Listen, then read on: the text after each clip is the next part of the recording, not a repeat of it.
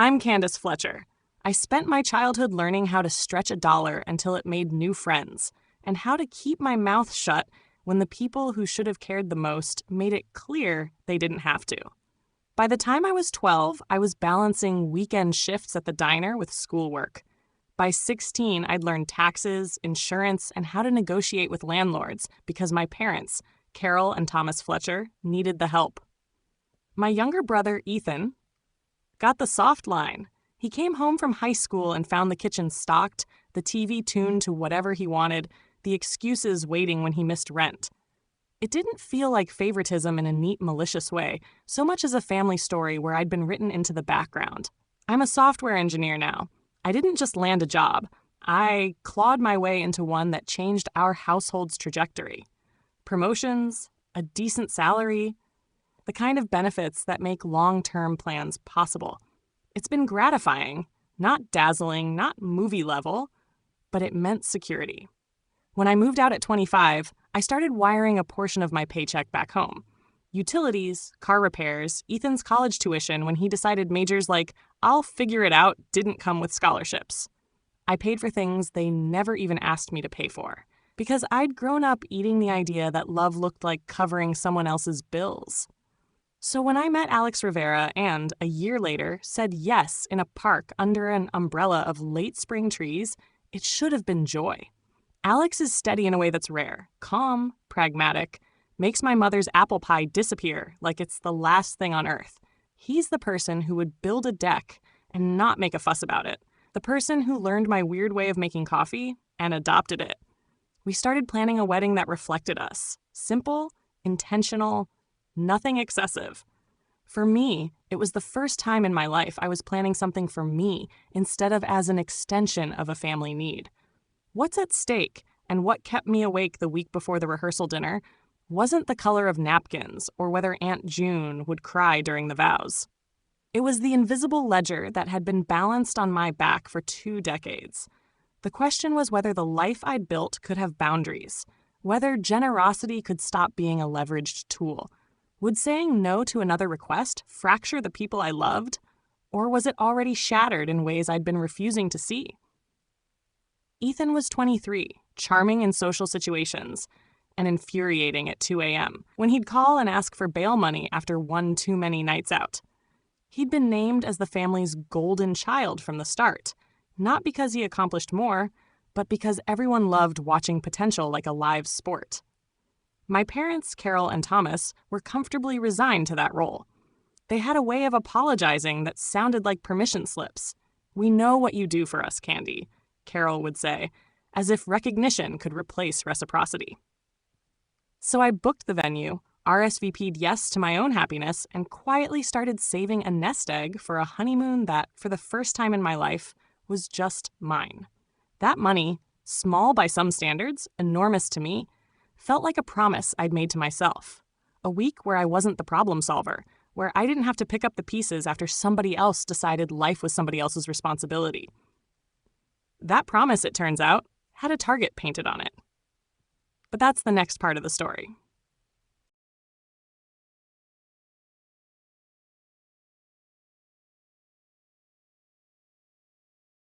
After college, the raise actually felt like oxygen. I moved from the cramped rental I'd been sharing with 2 roommates into a place where my plants didn't die of neglect. And the steady paycheck let me stop treating every month like a negotiation. I didn't stop sending money home. I increased the transfers. I paid Ethan's tuition when he chose a campus 3 hours away and would figure out roommates later. I covered months when their rent ballooned because Thomas picked a necessary repair that wasn't really necessary. I signed the papers for a used car because Ethan kept telling me he needed reliable transportation to get to work more often, which, to my credit, was true sometimes and a stretch other times. None of this was a ledger in my parents' eyes. It was just the way things were, and they thanked me in that familiar, soft patting voice that managed to sound both grateful and like I'd done the bare minimum. When Alex and I got engaged, I expected a little fanfare and a lot of practicality. We told a handful of close people in person, kept the guest list small, and thumbed through venues we could actually afford without mortgaging our future. Alex's parents, Marta and Luis Rivera, sent a casserole and a note about how excited they were to welcome me into the family. My parents sent a critique. "Are you sure about Alex's job?" Thomas asked, like a smaller paycheck was a character flaw. Carol hinted that our plans for a modest ceremony meant we weren't thinking big enough for the family. Ethan looked at my ring and said, with a tone like he was announcing a weather advisory, "Hope the wedding's not boring." The thing about being the one who pays is that criticisms always come with a quiet expectation you'll fix whatever they're complaining about. Requests escalated fast and with the kind of casual entitlement I'd grown numb to. "We'd love to contribute," Carol said one night over dinner, which meant, in their dialect, "we'd love you to contribute." They suggested I pay for things that clustered around the edges of the wedding. The rehearsal dinner at a restaurant I didn't care for, the floral centerpieces for aunt-specific photos, even a family contribution line that looked suspiciously like covering Ethan's +1's travel. Ethan, meanwhile, started asking for reimbursements like they were rehearsal for his future. "Can you spot me for the tux rental? I'll pay you back next month. Can you cover gas for my friends coming in? Can you swing the extra suit?" When I hesitated, he'd tilt his head and say, "I thought you were rich now, Candy." It took everything in me not to hand him a copy of my pay stub with a post-it reading, "Not inheritance, salary." Alex handled it better than I expected. He listened, asked about budgets, and quietly took the vendor calls I didn't want to make. He said things like, "We can do this our way," and then he'd actually show up at a meeting and make a plan. That support was a revelation. It was also the moment I started weighing what I was giving away without ever being asked to choose.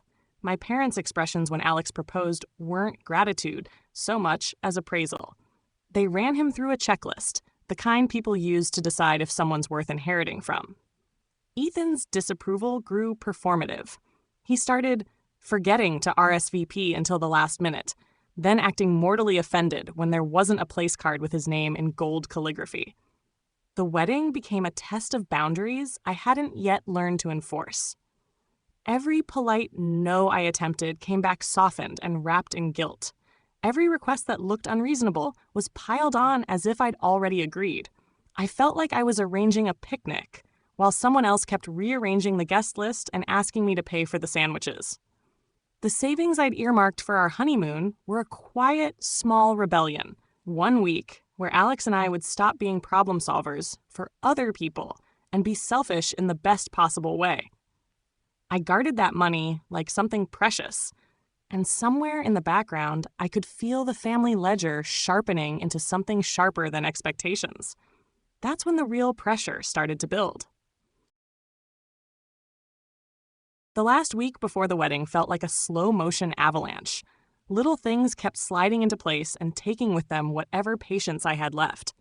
Ethan started showing up late to everything, then late and insufferable, flirting with my cousins, loudly criticizing the caterer's choices, demanding a prime spot at the head table. My parents, Carol and Thomas, smoothed his rudeness into explanations. "He's just nervous," my mother said, folding napkins like origami to distract from the edge in her voice. "He's family," my father added, as if that settled a moral ledger. On the day, I woke up calm in a way that felt like armor. Alex was radiant in that steady, small way, helping me zip the dress, brushing a stray hair behind my ear. My bridesmaids were warm and ridiculous, making jokes to keep me from thinking about anything except walking down the aisle. The ceremony itself was quieter than I expected. It felt intimate in that uncomplicated way I'd always wanted. People laughed at the right places. Alex promised to be my partner and then, later, my dance partner, as if it were the most natural job in the world. The catastrophe began as the reception moved into full swing. Ethan had been drinking all afternoon despite the "please don't" looks from my aunts. He disappeared during the cocktail hour and reappeared with a swagger that made my cheeks hot. He shoved past family members, flung his arm around my cousin, and then, in a move that felt like his personal weather report, he tripped by the dessert table. For a second, it was slapstick, a stumble, a flurry of powdered sugar. Then it was not. He knocked over the stands so that tiered desserts cascaded like a ruined garden. A server tried to steady a tower of macarons. Ethan shoved past him and, with the gracelessness of someone who owned the room in his head, grabbed at one of the larger cakes. I moved before my brain finished translating what was happening. A hand, a lurch, a splash of dark red on my dress. It wasn't wine at first glance. It was sticky, bright, and blooming across the chiffon like a bad omen. Ethan had grabbed a handful of raspberry filling and, laughing like it was a joke, flicked it in my direction. It hit the bodice, spread down the skirt, and the hush that followed was smaller than it should have been. My bridesmaid shoved at him. He shoved back. Voices rose. People took out phones. Alex's face folded and then hardened, the look of a man deciding what to protect. I remember the dress as if through a shattered lens, the satin shining, the stain spreading, the way my hands trembled without my permission. Ethan's excuse when someone finally hauled him off was that I'd overreacted to his joke. My parents' reaction was worse. Carol laughed, a brittle little sound, and told me to breathe. Thomas stepped between me and Alex like he was trying to marshal someone else's temper. "He's tired," Thomas said, oddly small, and then, miracle of timing, the real betrayal revealed itself. I cornered them in the corridor, outside the ballroom's kitchen where the clatter of plates masked the tremor in my voice. I demanded to know where my honeymoon money was. I kept my tone steady because rage that screams is easier to dismiss. I wanted the ledger, the paper trail, the bank notification that would prove I'd been robbed of something I'd fought to save for myself for the first time. Thomas's face went flat like someone had turned off the lights. "We used it," he said. "Not we borrowed it. Not we were forced to. Not even we're sorry. We used it." The words hung there, small and precise. "For what?" I asked. "For Ethan," Carol said, like she was announcing the weather. "He needed a car." "You what?" The world narrowed to Alex's hand on my back and my own voice in stereo. I thought I'd imagined the numbers. "How much?" Thomas named it as if listing a grocery bill. 10,000. $10,000. My throat felt hollow. I tried to find the math in my head. Months of savings, small overlong lunches, the extra contracts I'd taken, every quiet denial I'd stacked up to pay for a week of peace. $10,000 was not money you discovered missing and shrugged as family duty. $10,000 was a betrayal you could not iron out with casserole. I wasn't composed. I was incandescent. I remember slamming my hand on the corridor wall, a sound that made a couple of servers glance over. My voice went small but present. "You stole from me. You stole my honeymoon." Carol blinked like she'd been stung. "We thought you'd be okay," she said. "We thought you'd understand." Understand what? That they could take the first thing I decided to be selfish about? That they could strip the one small promise I'd given myself and call it parenting? That they could hand my brother a car and hand me an empty bag of excuses? Guests started to notice. Two of my cousins stood in the doorway, faces folding into confusion. Alex's mother, Marta, appeared behind him, her expression soft with concern. Alex's jaw worked. He didn't argue with the mathematics. He argued with something else. "That's my fiancé's money," he said, quiet and lethal. "You don't take that." My parents' defense was astonishing in its ordinariness. He needed help. We did what parents do. They spoke as if the moral calculus of generosity could be weighed on a table next to the cake knife. I felt more exposed than at any moment walking down the aisle. People were watching. The thing that was supposed to be mine, my day, felt like a public hearing where I was the defendant. Ethan slunk around the corner, drink sour and smug, trying to look apologetic in a way that said he expected forgiveness as a birthright. Alex didn't give it. I stood in the corridor, staring at my dress with its bright, indelible smear, and at my parents who had consented to erase a promise I'd made to myself. The room was full of music and laughter, and in the middle of it, everything that had been stable in my life felt suddenly optional. That night, I did not immediately plot revenge. I felt more like a question without an answer. How do you fix something that was never supposed to be broken? The betrayal was not a tidy drama. It was the slow, structural kind, the kind that makes you realize the foundation was never yours to rely on. Alex took my hand. He smelled like cologne and determination. He said, simply, "We'll figure this out." I wanted to believe him. I wanted to believe I could stitch back the life I'd been building. But the stain on my dress was a map. It showed where the narrative ended and where the new one would have to begin.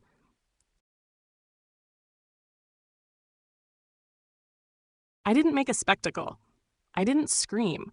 What I did was far less cinematic and, honestly, infinitely more effective.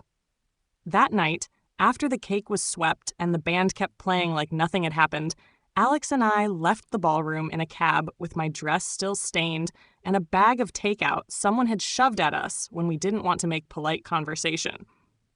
We drove past the reception lights and I watched my parents' taillights disappear like a bad bookmark. I leaned my head against Alex's shoulder and let the city hum around us. He didn't try to fix everything with words. He fixed it by sitting there, quiet and steady, which was somehow enough. The next morning, I did the boring, administratively righteous things. I changed passwords. I closed accounts I'd been using to send money back home. I called my bank, put transaction alerts on everything, and moved the remainder of the honeymoon fund into a separate locked account. I sent a single, formal email to my parents, an itemized list of what I'd paid for them and for Ethan over the past 5 years, with dates, amounts, and bank reference numbers. At the bottom I wrote, "From now on, you are responsible for these transactions." It felt dull and bureaucratic and like the kind of adult thing I'd never had the energy to do before. It also felt like pulling the ladder away. People expect drama when you cut someone off. What they don't expect is the silence that follows. When I stopped answering the text messages about little emergencies, the emergencies became other people's problems. When Ethan realized he couldn't rely on me for bail money, he had to get a job that required showing up on time. When my parents discovered the monthly wires had stopped, they asked for explanations they couldn't stomach hearing. My mom tried the guilt trip first. Guilt by nostalgia, guilt by illness, guilt by implication. I listened once and then sent one sentence back. You made your choices. That was the revenge. It wasn't a prank. It wasn't public humiliation. It was boundaries enforced with the cold arithmetic of an automated calendar and my refusal to be the family safety net on demand. The fallout was immediate for them and gradual for me. Ethan's car needed maintenance he couldn't afford. He called me once, voice small and surprised, asking if I could help out just this once. I didn't. Alex did not gasp. He simply helped me draft a reply that started, "No," and then explained he had to learn to handle consequences, because he did. It was painful to watch, but it was also, in an ugly, necessary way, corrective. We didn't cancel the honeymoon. We changed it. Instead of a beachfront spa retreat with champagne and sun, we rented a small cabin on the edge of a lake 3 hours away. We slept in until noon, walked without a GPS, and made terrible pancakes every morning. We learned how to be selfish in public, which is an underrated skill. The money I'd saved got stretched into quiet joy and a handful of photographs where I look like I finally stopped apologizing for being happy. Back at work, I buried myself in the kind of problem-solving my older self would thank me for. Scalable systems, better tests, mentoring new hires. My boss noticed. The promotion that came a few months later felt like vindication and, secretly, like a small, perfectly legal revenge. I was no longer the one who needed to give. I was a person whose choices changed the axis of my life.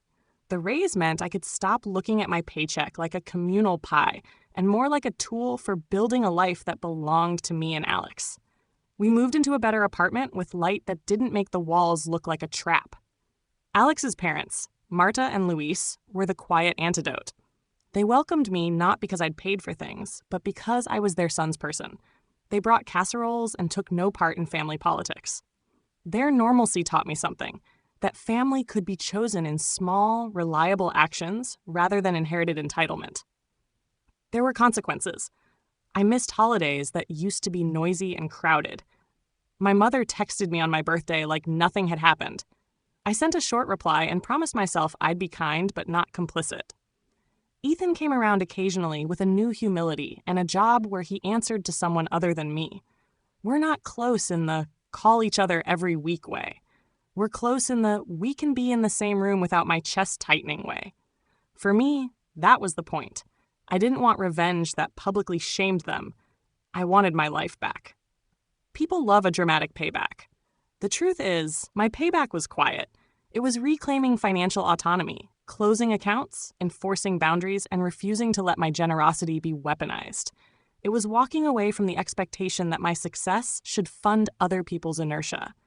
It was giving myself permission, finally, to be small, private, and selfish in exactly the ways that mattered. When I tell the story now, I still feel the sting of raspberry on chiffon. I also feel the small, steady warmth of a life that I am permitted to build. Alex and I are not perfect. We argue about dishes and who left the plant unwatered. But he is my partner in the mundane, and that has mattered more than any one dramatic gesture. My parents, they learned consequences. Ethan, he learned responsibility. Me, I learned that the closest thing to justice is often a boundary enforced with kindness. If there's a moral here, King of the Hill style, plain and quiet, it's this. Sometimes doing the right thing for yourself is the kindest, truest revenge.